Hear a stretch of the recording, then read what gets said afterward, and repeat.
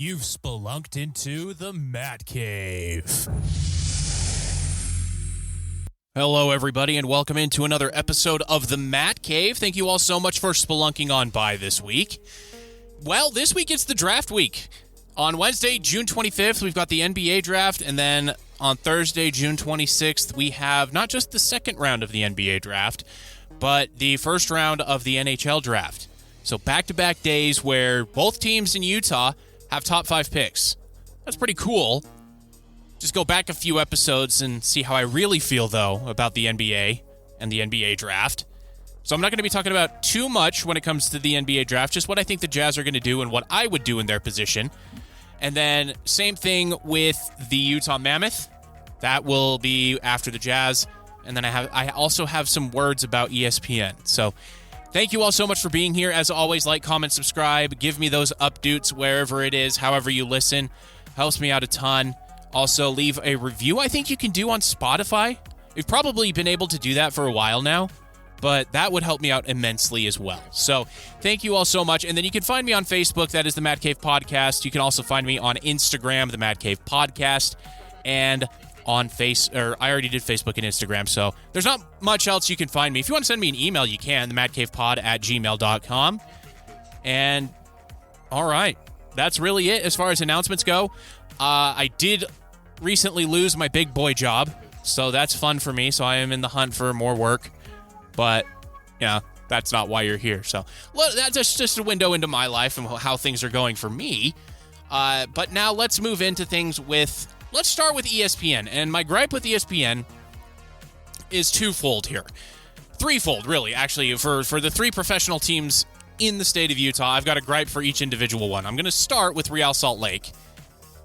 In their most recent power rankings for MLS, before MLS went on a break for international play, for the Club World Cup and then also the Gold Cup and whatever cup is going on, the Stanley Cup, not the NHL one, but those medal ones, you know. They're playing for those, I think, now, too, internationally. That's how crazy FIFA is. But ESPN released their power rankings. MLS has 30 total teams.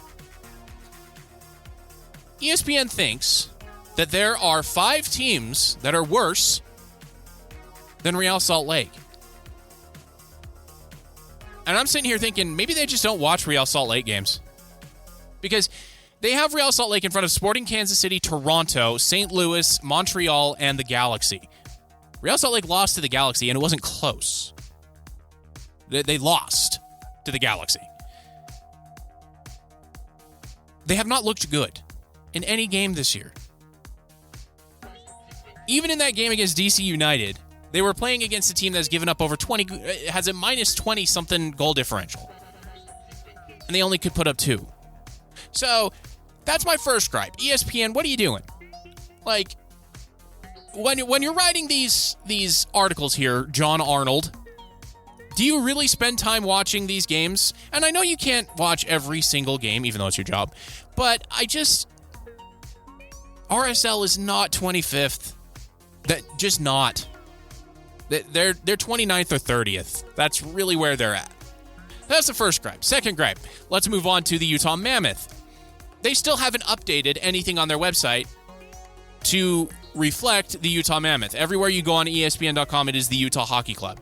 Within each article, they are referred to as the Utah Mammoth or Mammoth head coach, Mammoth GM, Mammoth captain, whatever it is. They do refer to them correctly there, but they haven't updated anything when it comes to like their homepage with the logos or anything like that.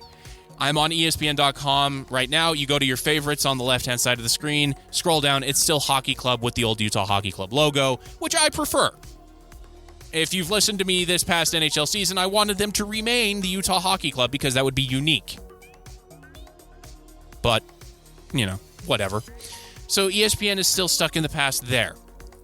You would think a multi-billion-dollar corporation and then the trillion-dollar corporation that owns them would be more swift when it comes to these sorts of things, but I guess not. So that's my second gripe. My third gripe is they have no idea what they're writing about when it comes to the Utah Jazz. Now, not many people do. Ryan Smith, Danny Ainge, Justin Zanuck, and now Austin Ainge are ciphers One of my favorite lines from the old TV show News Radio is when they're talking to the station owner, and he's telling them that they cannot figure him out because he is an enigma, wrapped in a cipher, smothered in secret sauce. That's the Jazz front office, and it's by design. But they keep saying they're going to draft guys like Con Nepal. They already took a swing like that last year with Cody Williams. They're not going to make that same mistake.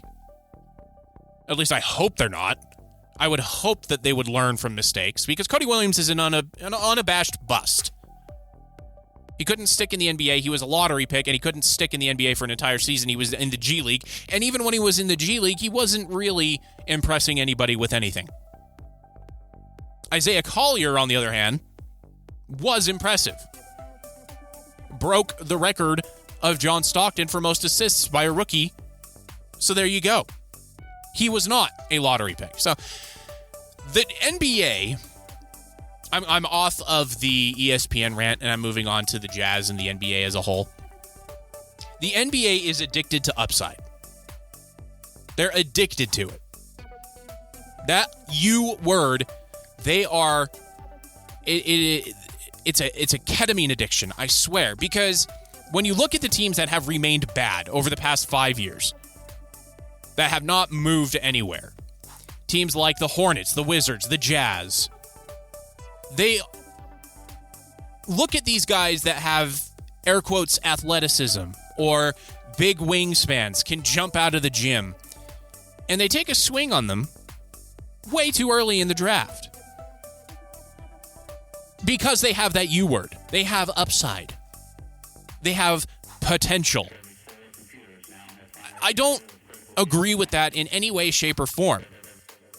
And it's the LeBron James and Kevin Garnett ripple effect.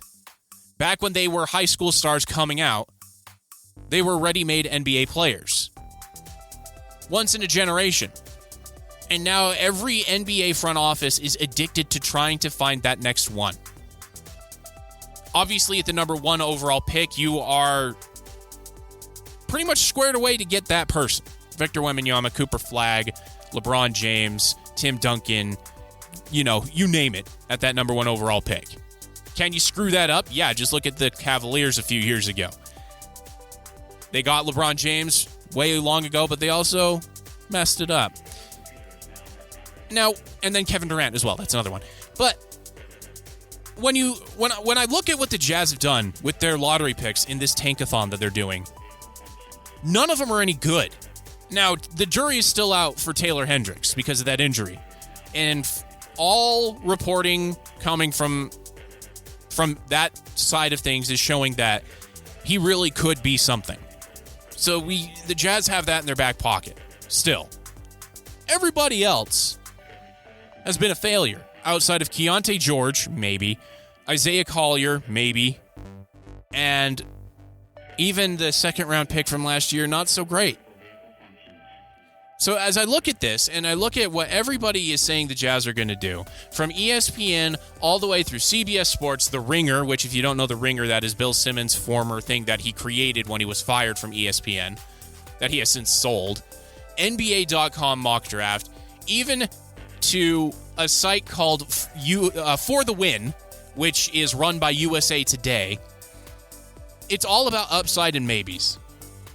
And the NBA draft, it's a sham. And I've gone over this. I have an entire 10-minute rant, 15-minute maybe, about the NBA and how it's run and how it's all garbage. But I'm just going to run through the names here of who says the Jazz are going to go which way. So ESPN says Trey Johnson, shooting guard from Texas. CBS Sports says Con Nepal, or Nupel, or however you say that name, from Duke, small forward. The Ringer has Ace Bailey falling to the Jazz. I don't see that happening. NBA.com, Trey Johnson. And USA Today, Trey Johnson. The consensus about this player is he has good measurables. Tell me if you've heard that before, Cody Williams. He is good in the open court. Tell me if you've heard that before, Cody Williams. And he has a good shot. Tell me if you've heard that before, Keontae George. None of these guys are franchise-altering outside of the top two. I get that. But if I'm the Jazz, I'm Austin Ainge. I've already come out and said we're done tanking. We're not necessarily. He hasn't said we're going for it, but he said we're done tanking. I would make a swing. Lauri Markkanen gone. Throw in Jordan Clarkson, maybe even Colin Sexton. Make a swing. You go to the Dallas Mavericks, and I've said this before, you're on the phone every day with the Dallas Mavericks, making different offers, seeing what it is that will get that pick. That doesn't work, you then transition to San Antonio. And you go, all right, we want number 2. You can get number 5, Lauri Markkanen, Jordan Clarkson, Colin Sexton. We'll take on your bad contracts, and we get Dylan Harper.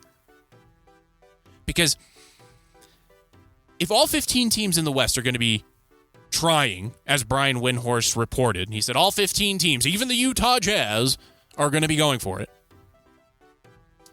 Why not go for it in a different direction?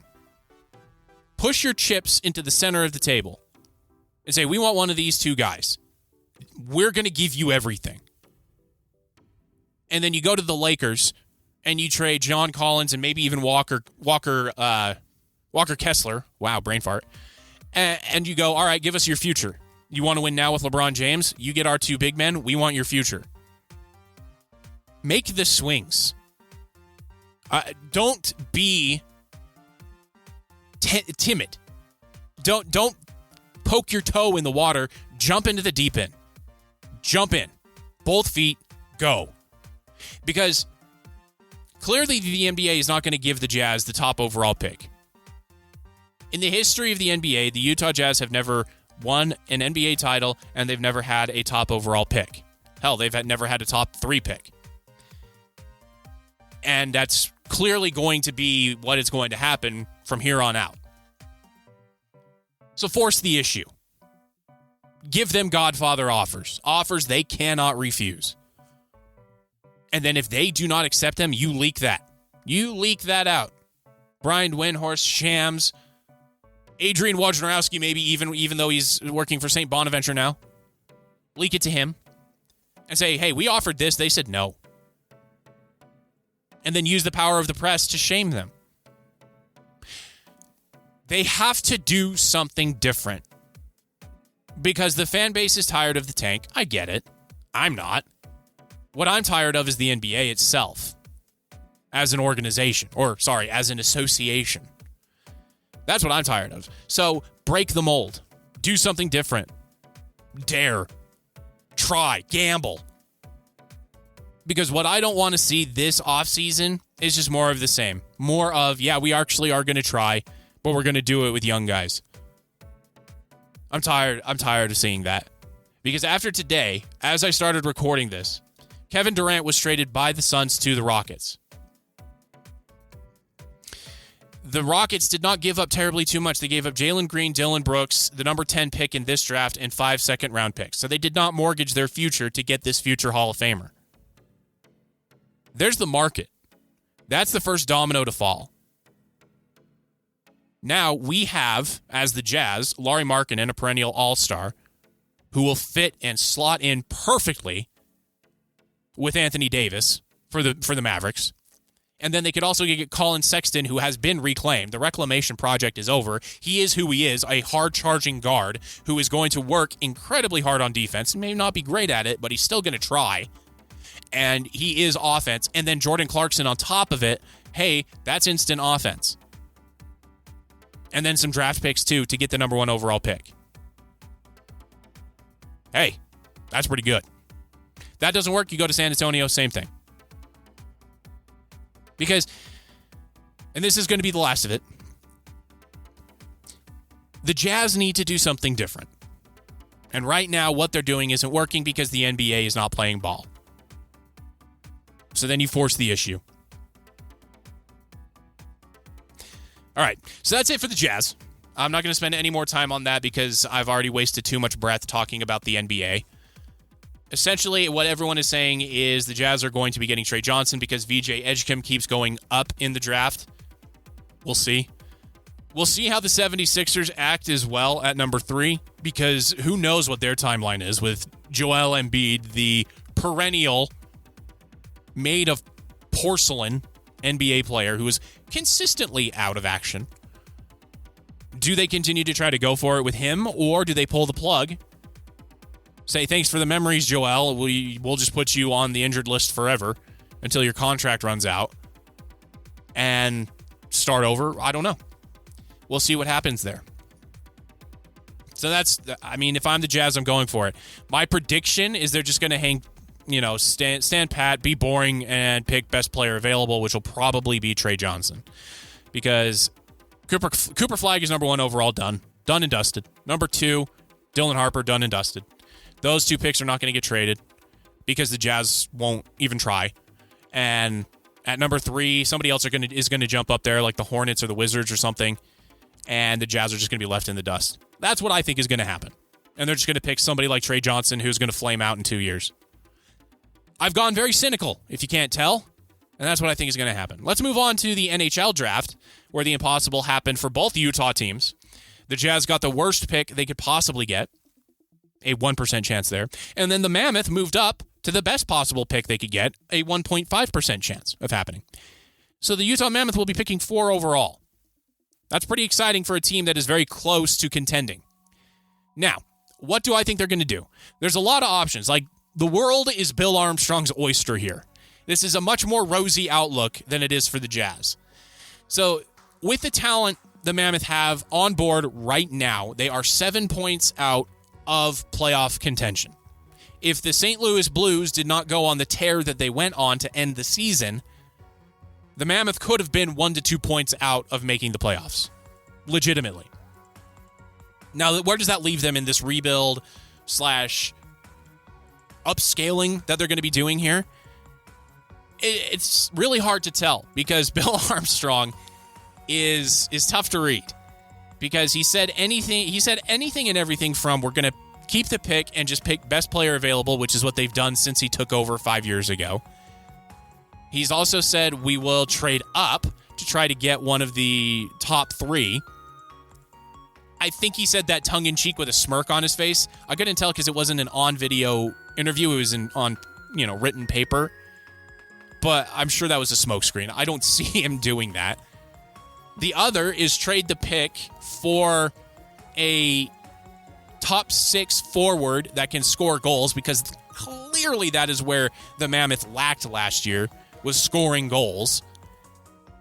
And so trading for a top 6 NHL proven forward, Jason Robertson is really the name that's really been floated out there as a target, and he plays for the Stars. And with the Stars getting Mikko Rantanen, that kind of takes away ice time from Robertson. But if I'm the Stars, I'm not making that move. Even if I do get a player like Josh Doan or Nick Bjugstad, I'm still not doing it. Because you got Mikko Rantanen for right now and then Robertson for the future too. So I don't see them doing that, but that would be really exciting. And then with the cap space that he has available, Bill Armstrong has said everything, we're going to be going for it. From we're going to be going for a guy like Mitch Marner or something, to we're going to be patient and we're going to see what happens this next year, and then we're going to reevaluate. So Bill Armstrong's all over the map. He's very tough to read. And then another one that has been floated out there is that the Mammoth will trade down. That's not going to happen. The Mammoth have plenty of draft assets. They're not going to trade down to collect more. That's just not going to happen. So what do I think they're going to do? I was correct, and I was the only one that I know of that was correct last year in saying that they were going to pick Tidge Iginla as their first draft pick in existence. I was the only one saying that. And they went out and they did it. I'm not so sure this year, because the talent pool is so varying that all of the mock drafts I have been seeing have different people going in different spots. As we get closer to the draft, it's becoming more and more clear. So the Islanders are going to get a defenseman named Matthew Schaefer. That's fine. The San Jose Sharks at number 2 overall are going to go for a center named Michael Misa. That's cool. He's a John Tavares, or, well, I'd say John Tavares would probably be the best comp that I've seen for him. And then the Blackhawks are all over the place. They could be going for Anton Frondel. They could be going for Caleb Desnoyers. They could be going for Roger McQueen, James Hagans. Like, I know these are all names to you guys, but that's where the Blackhawks are. They're all over the place when it comes to what they're going to do because they need that many different. They have that many different needs. So the Mammoth right now, if I'm looking at all of the different mock drafts as to what they're going to be doing, is they're going to be getting Desnoyers. That's who I've been seeing. And the comps I've been seeing have been everywhere from Jonathan Toews, which I hope so, because that's a future Hall of Famer, or Sean Monahan, Elias Lindholm, or Nico Hischier. That's what I've been seeing as like the more realistic comp. Like his ceiling is Jonathan Toews. Or Anton Frondel drops. I would prefer Anton Frondel to drop because he's been described as a military tank, because he's competitive like Logan Cooley, but he has the body to back it up, unlike Logan Cooley, who's more, let's call him wayfish. And that's what I would like to see happen, is Anton Frondel falling. Caleb Desnoyers would be really good too, because Utah needs a center. A lot of fans want Clayton Keller to play the center. He's not a center. He's much more natural out on the right wing, and he's a much better player when he gets to be on the wing, rather than the playmaker, blue line to blue line defense guy. Like, he's much better if he can just focus offensively. So if the Mammoth could get somebody to be in the middle, to be that guy, I would love it if it was Anton Frondel, but Caleb Desnoyers could be that guy too. I love seeing the comp to Jonathan Toews. I really do, because I would love it if that works. With the guys that they are already calling up, Daniil Butt, that I talked about a few weeks ago, really funny reading articles about Daniil Butt, and Dmitry Simashev, they don't really need terribly too much when it comes to young talent coming up through the ranks. It's a luxury. This is a luxury pick for the Mammoth that can set them up. Whether that is trading for Robertson, or it's doing something more sensible and just picking the best player available to just make the pipeline that much more robust, and then even set them up even greater for a potential home run swing on a trade for a player like a Mikko Rantanen that will shake and come available. They will shake loose and come available. I mean, the Rangers this time last year were seen as a cup contender. Since then, their former GM put out a list of guys who were available for trade, and it was basically their entire roster. And they have traded away two of their central pieces. The Toronto Maple Leafs now are losing Mitch Marner to free agency, and there are rumors swirling that everybody is available for trade, even Austin Matthews, which I think would be a stupid move by the Maple Leafs, but hey, who knows? So there's a lot that can happen here. As you can tell, I'm of the mind, especially looking back at Bill Armstrong's past activity. Now, he has been hamstrung by ownership that is not willing to spend. That has since changed. Ryan Smith is willing to spend. He has told Bill Armstrong as such. And Bill Armstrong made that huge swing on draft day last year, not getting Tijagila, but trading for Mikhail Sergachev, and then also trading for John Marino. Who knows what he's going to trade for here? If he trades for anything. My prediction is, and I'm going to take the home run swing here, unlike the Jazz. I'm taking the home run swing. I'm going to say he's going to make a trade for a Jason Robertson type guy, and then they're also going to go into free agency and get a Mitch Marner and just say, hey, we're here. We're ready to go. Which leaves goaltending as a bugaboo, because I want Connor Ingram to take all the time he needs.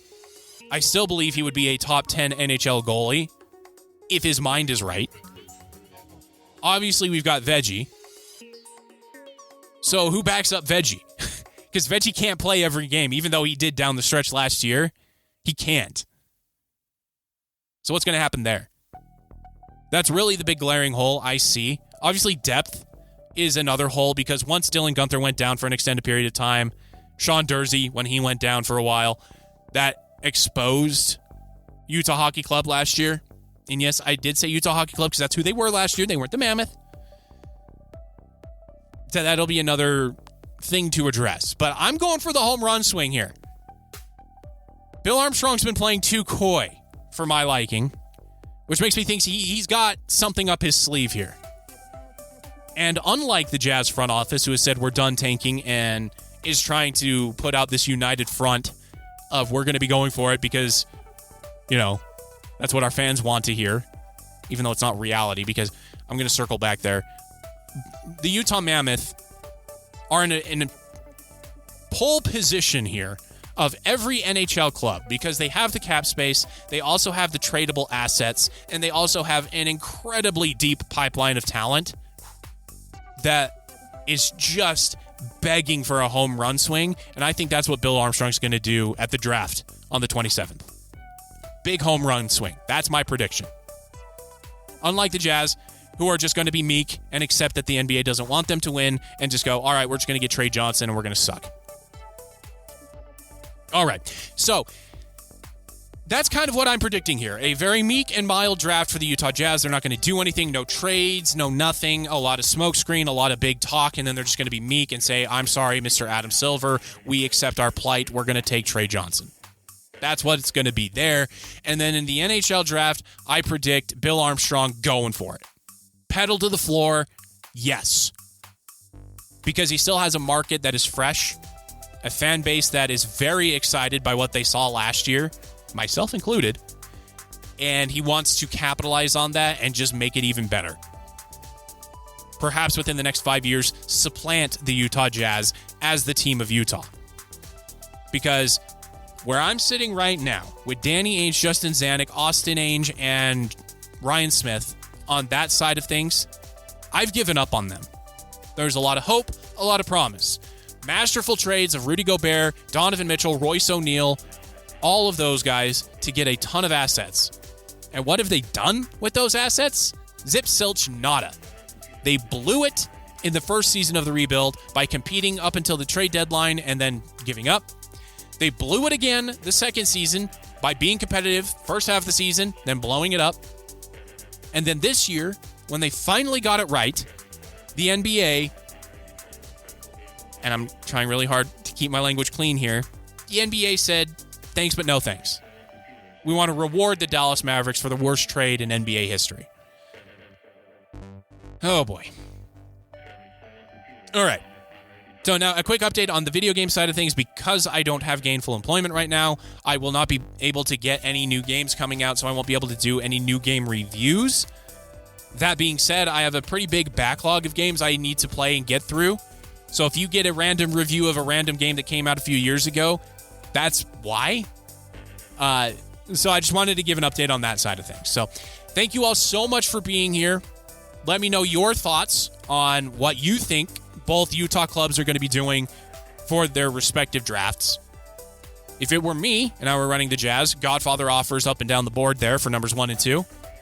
And then Bill Armstrong, if I'm running the Utah Mammoth, home run swing. You got the cap space, you've got the assets, you've got the young talent that has shown how close they can come. Now, capitalize on it, make the home run swing. And that's it. So tell me if you would do that, what you would do if you see things differently. Let me know, please, on the Facebook page. Also, comment section on YouTube. Let me know. And I will see you all next week when we spelunk back into the Matt Cave.